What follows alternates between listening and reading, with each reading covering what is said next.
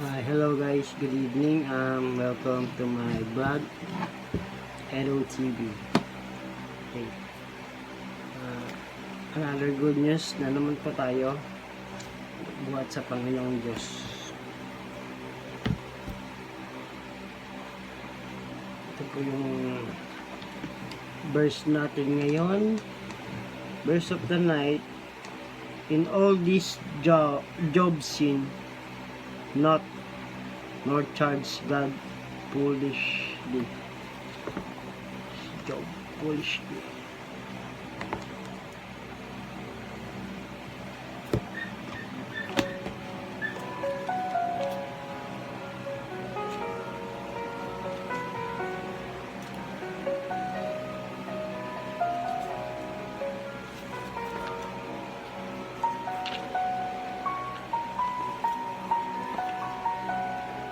In all this job.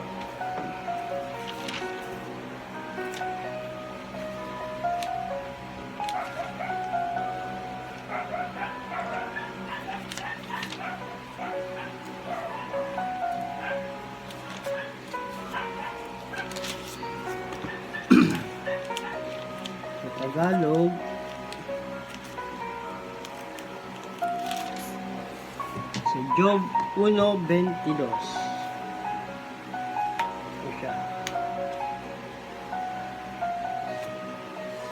Sa kabila ng lahat ng nangyari, hindi nagkasala si Job, hindi niya sinisi ang Diyos. Ayan o. Diba naalala naman natin yung istorya about Job, yung nawala sa kanya yung pamilya niya dahil sinubok siya ng ni Satan according sa kanyang faith na katalikuran daw siya ni Job kung mawawala ang lahat ng minamahal ni Job. Sinubok siya ni Satan, no? Nung una, pero sabi ni God na wag mo lang sasaktan si Job. Diba, ilang beses siya sinubok, nawala yung mga ari-arian niya, mga anak niya. Kaya sa kabila ng lahat, nagpuri pa rin siya sa Panginoong Jesus, sa Panginoong Diyos, o si Jesus nga.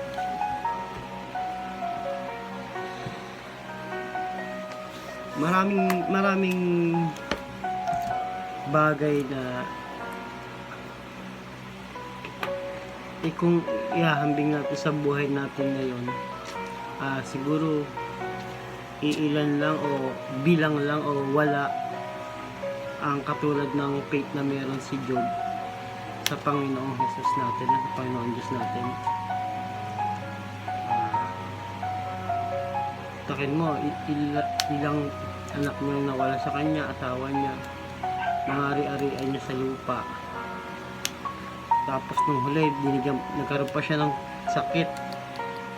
Diba? Dinigyan siya ng sakit ni Satan.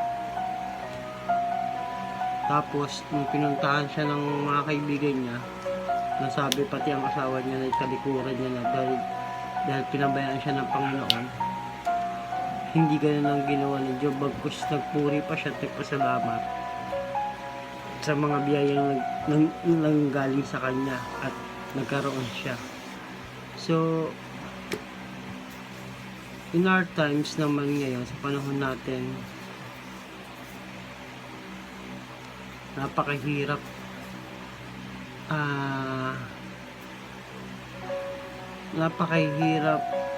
na maging or napakahirap na yung pananampalataya natin sa Panginoon madaling magbago dahil sa isang iglap lang pag minawala sa mahal mo.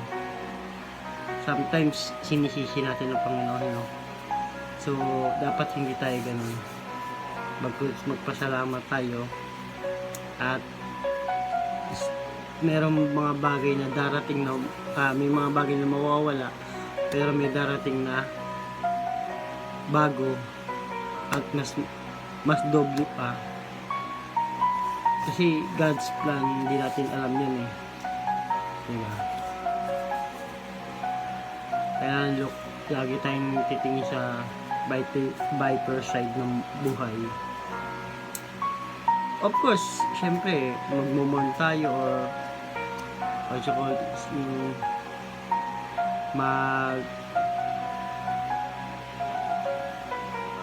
magniniray-niray tayo, yung magmumon, Tagalog, Pilipino, hindi alam Tagalog yung magmumon. Yung pag may patay, di ba? Nagluluksa yun, nagluluksa. So, syempre, ano tayo, pero hindi naman matatapos ang buhay natin, eh, no? Kailangan continuous pa rin tayo.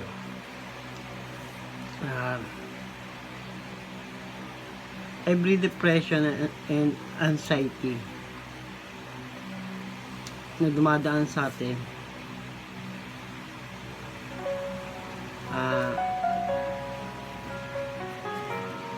sometimes hindi natin alam bakit dumarating o bakit nangyayari. Matatapos na lang to, matatapos na lang yan, hindi natin nararamdaman, nalalampasan natin yung mga pagsubok na ganyan. Isang bagay na natatak sa atin pag nalampasan natin yun nagiging stronger tayo, di ba? Magiging stronger tayo, at saka yung faithful natin mas tumataas dahil sa ganoong pananaw na nangyayari sa ating buhay, di ba? Sabi nga dito, pag ikaw ay humingi ng strength o kalakasan sa Panginoon, God gave you difficulties to make you strong. Oh, di ba? Hindi niya hinahayaang magdusa ka, bagkus hinahayaan ka maging matatag at maging mas malakas sa mga bagay-bagay.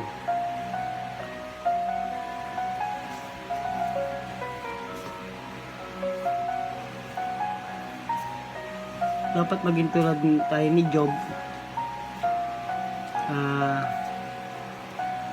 You can find hope in knowing that God's always with us, diba? In every situation, what happened in our life, dapat tayo magtiwala sa Panginoon. Lagi siyang nasa sa atin at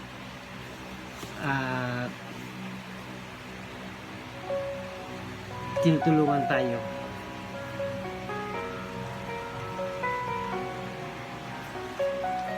Siyempre, ang Panginoon Diyos siya yung ating creator, siya yung ating sustainer ng buhay, sa loving God, and binibigyan tayo ng pag-asa.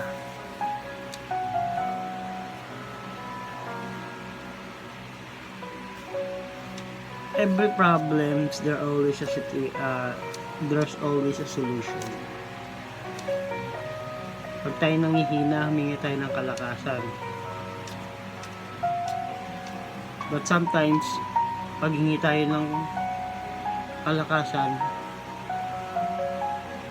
dumarating sa atin sa kuna. Pero na-overcome natin. What I mean, yung big problem, pero na-overcome natin. That makes us stronger and faithful. Diba? Kaya dapat tayo lagi tayo mag-ask ng wisdom kay God, prayers, just like Job. Hindi siya tumalikod sa Panginoong Jesus, sa ating mahal na Diyos na lumikha sa atin.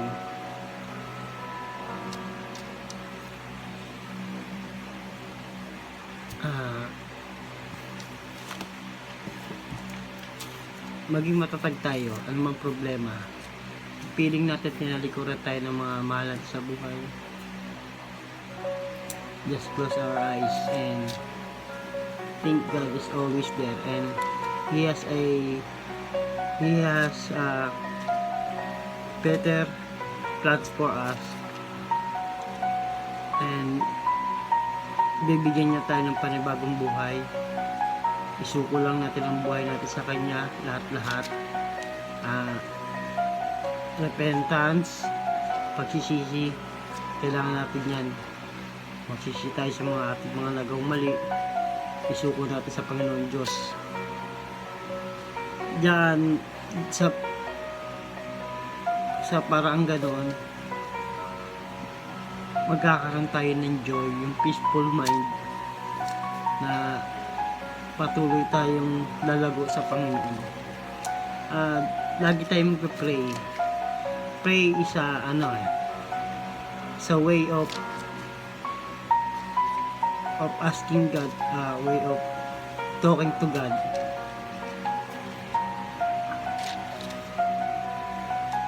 Kung pakiramdam nyo o pakiramdam natin hindi tayo pinapakinggan ng Panginoon sa mga prayers natin, hindi yan totoo.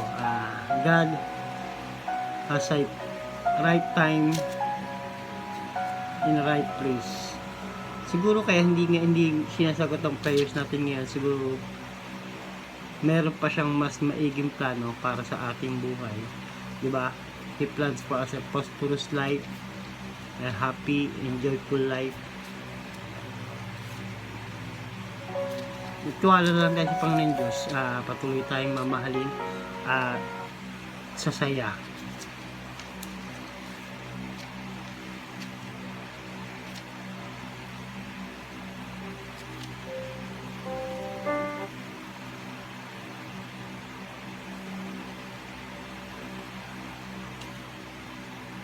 Yan po. Sa buhay naman kailangan lang natin maging mabuti. Sa kayo,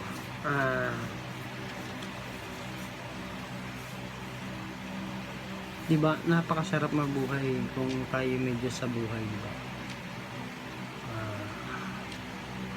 Na laging mag-aalalay sa atin.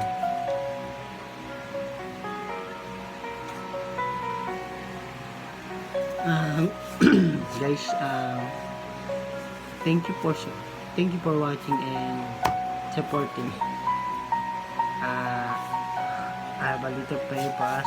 Oh God, wrap us in your loving arms when we feel like we are sleeping away from you and our joy. May we always feel your presence. Amen.